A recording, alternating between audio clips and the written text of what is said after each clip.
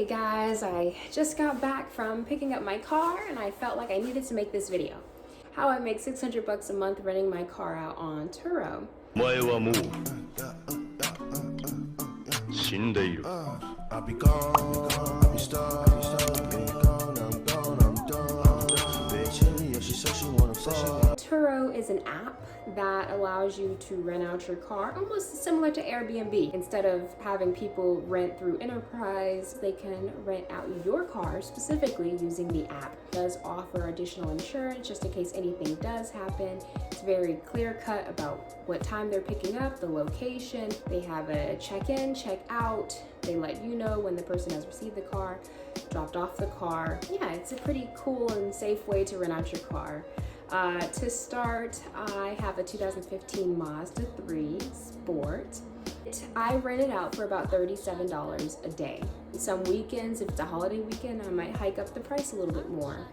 They do also have an option where you can put auto price and it will shift and change based off the demand and supply in your area. So some weekends are extremely expensive and other times it might be lower than what you would desire to rent it out for.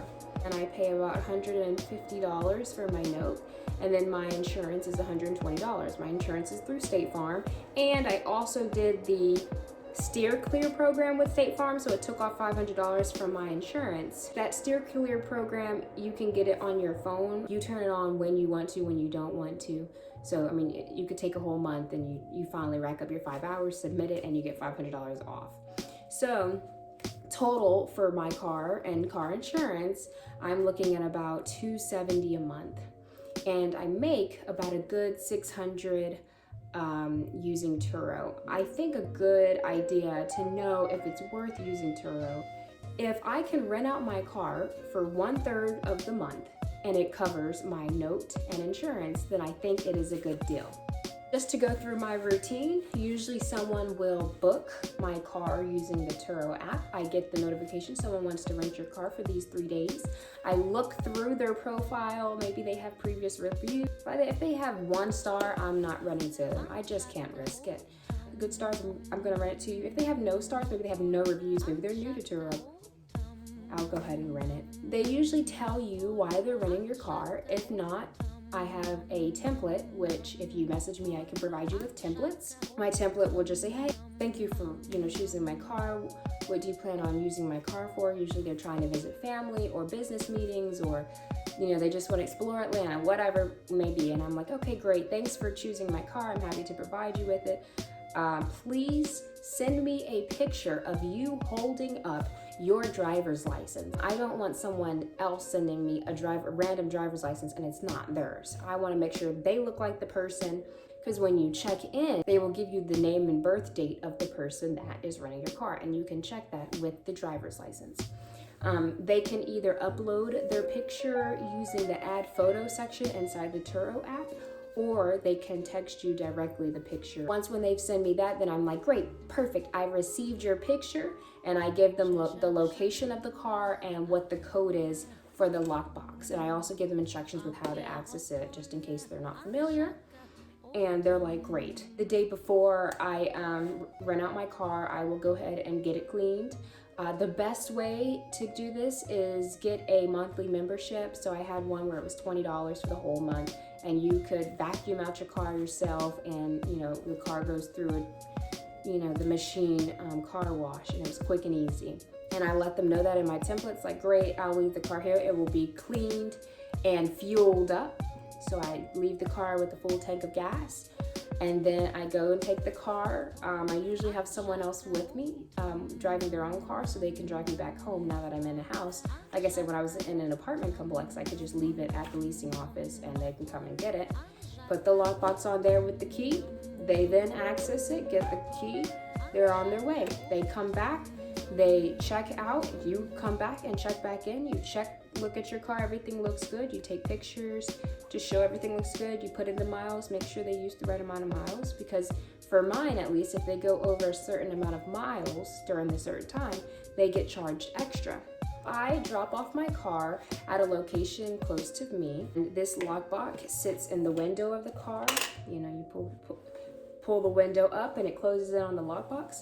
They then have to type in a code. It then unlocks the lockbox. They open it up, they get the key, and they put the lockbox in the car until they have to deliver the car. They put the lockbox back, they put the key back inside, they type in the code, and they close it up. Boom. And then you can safely go and get the car, type in your code, and get your key out and, receive your car. The only problems I've had using Turo is people love to bring my car back smelling like weed. I put it very clearly, do not smoke in my car. Don't. Remember one of the first few times I rented out my car, I swear the girl had to be smoking like gas. It was like spank, like it was so bad, and I had no idea what to do.